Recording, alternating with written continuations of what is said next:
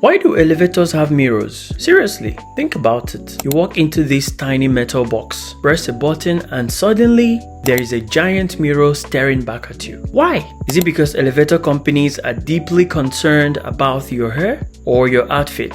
Or that one piece of food that has been fighting for its life between your teeth since lunch? No. Well, not just that. Because the mirror is actually doing something much more interesting. And the first reason has almost nothing to do with your reflection. Let's start with the most obvious problem. You've probably noticed that elevators are not exactly spacious. You've got 4 walls, a ceiling, a floor, and sometimes 6 strangers standing 3 inches away from your soul. And everyone suddenly becomes extremely interested in the number above the door. But put a mirror on one of those walls, now your brain sees what looks like another section of the elevator. The physical space hasn't changed, not 1 inch. But visually, the cabin can feel deeper and more open. That's one reason mirrors can make enclosed elevators feel less cramped. And that matters because an elevator is basically a moving room with no windows, which is a pretty strange thing when you think about it. You step inside a box and trust it to shoot you upward. Human civilization really looked at stairs and said, now let's make this mechanical. But there is another clever thing the mirror does. It gives you something to look at, because when you're waiting for an elevator or riding one, time can feel surprisingly slow, especially when you are standing there doing absolutely nothing. No phone, no conversation, no entertainment, just floor. 3, 4, still 4. Life is moving beautifully. But give people a mirror, suddenly there is something to occupy their attention. Maybe you check your hair, maybe you fix your shirt, maybe you stare at yourself and ask a question nobody else can answer.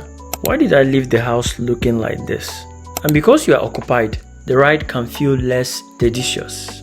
And here is where this gets interesting. Researchers have actually studied how people perceive time when using elevators. A 2025 study published in Piaget looked at actual versus perceived waiting and transit times in elevator use. The researchers found that what people perceived was not always the same as what was actually happening.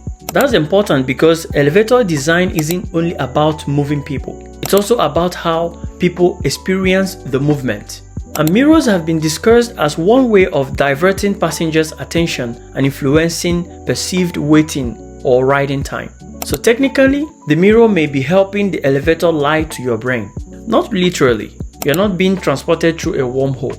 It just means your attention is somewhere else. But now we get to a reason that is actually more practical. Imagine you're using a wheelchair inside an elevator.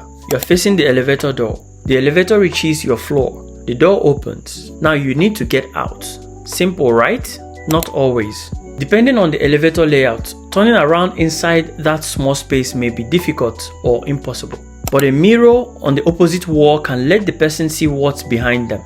So instead of blindly reversing, they can use the reflection almost like a rear view mirror. That can make entering, positioning, and exiting the elevator easier. This is one reason mirrors have an accessibility benefit, rather than simply being decorative. And honestly, that's a much better reason than making sure your hair is cooperating. There is another thing a mirror can give you: awareness. In a crowded elevator, you don't necessarily want to turn around and stare directly at the person behind you, because that gets awkward very quickly. Hello, nice weather.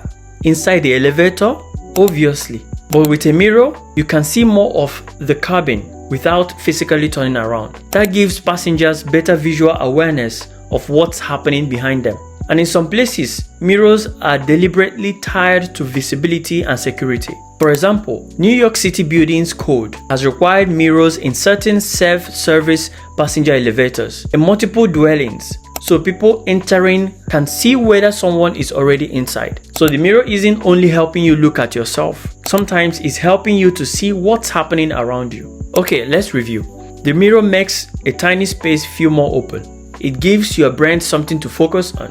It can help some passengers see behind them. It can improve visibility inside the cabin. So what about checking yourself? Yes, that definitely happens. And the elevator mirrors are extremely good at creating these little rituals. You get inside, door closes, you look at yourself, you fix something that nobody else noticed, and then immediately fix something else that nobody else noticed. Congratulations. You've just used your elevator ride for quality control. And this is what I found fascinating. Something as ordinary as a mirror can change how we experience a space without changing the space itself. The elevator is still the same size. The ride may still take the same amount of time. The walls haven't moved, but your perception can change. And that's a huge idea in design. Good design isn't always about changing the machine. Sometimes it's about changing the way the human experiences the machine. And that's why you see mirrors, lightnings, musics, displays, glass, colors, and other little details in places where people have to wait or spend time in confined spaces. They aren't necessarily there because somebody thought, this world looks boring. Sometimes they are there because humans are incredibly weird creatures who care a lot about how a space feels. So the next time you step into an elevator, don't just look at the mirror. Look at what the mirror is actually doing. It makes the cabin feel more open. It gives you visual information. It can help with accessibility. It occupies your attention, and it can change your perception of the ride. And then, of course, you'll probably check your hair, because apparently that is also essential infrastructure. So no, that mirror isn't there just because elevator designers wanted you to admire yourself. It is part of a much smarter idea. Makes the space feel better, makes the ride feel shorter, help people see what they couldn't otherwise see, and make a tiny metal box feel just a little less like a tiny metal box, which is probably a good thing. Because if the elevator ever starts feeling too much like a box, I'm taking the stairs. If you just realize you've been staring at elevator mirrors your entire life without asking why, stick around. Because apparently, the world is full of objects that have been quietly doing interesting things this whole time.